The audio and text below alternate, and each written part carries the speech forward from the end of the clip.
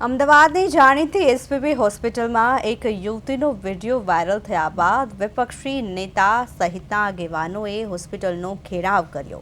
વિપક્ષનો ગંભીર આક્ષેપ છે કે એસવીપી હોસ્પિટલ હવે માત્ર મેડિકલ સ્ટુડન્ટ્સની પ્રયોગશાળા બની ગઈ છે અને સિનિયર ડોક્ટરો હાજરી પુરાવી પ્રાઇવેટ પ્રેક્ટિસમાં મસ્ત રહે છે।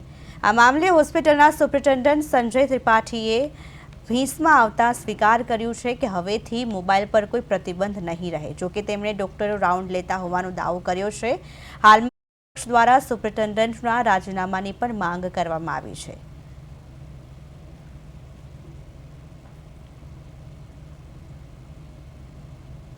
પણ ડોક્ટરની બેદરકારી નથી તો હું તમને વિગતે જણાવું તો આ કેસ મેં વિગતે જોયેલો છે અને તેમાં 21 તારીખે જ્યારે દર્દી ગીરાબેન સોનીને દાખલ કરવામાં આવ્યા ઇમરજન્સી વિભાગમાંથી દાખલ કરવામાં આવેલા છે।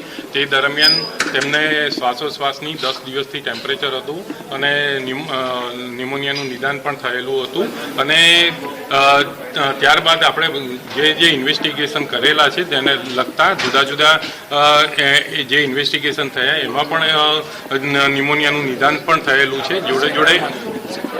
જોડે એમણે સીટી સ્કેન પણ તાત્કાલિક કરવામાં આવેલો હતો।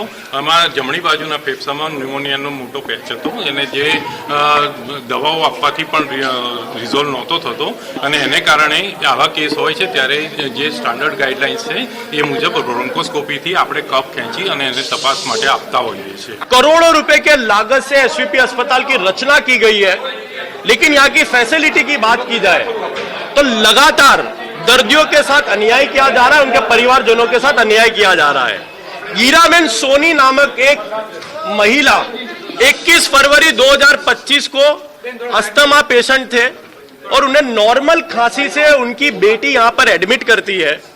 सबसे बड़ी बात तो यह है कि उनकी बेटी की ये पीड़ा थी कि उनकी माँ की देखरेख अच्छे से नहीं की जा रही है। वो बेटी अपने माँ से लगातार मिलने की कोशिश करती थी, लेकिन एसवीपी अस्पताल में तगड़े तगड़े जो बाउंसर रखे गए हैं वो कहीं ना कहीं जो परिवार होता है जिनके लोग यहाँ पर एडमिट होते हैं उनके साथ अन्याय करते हैं।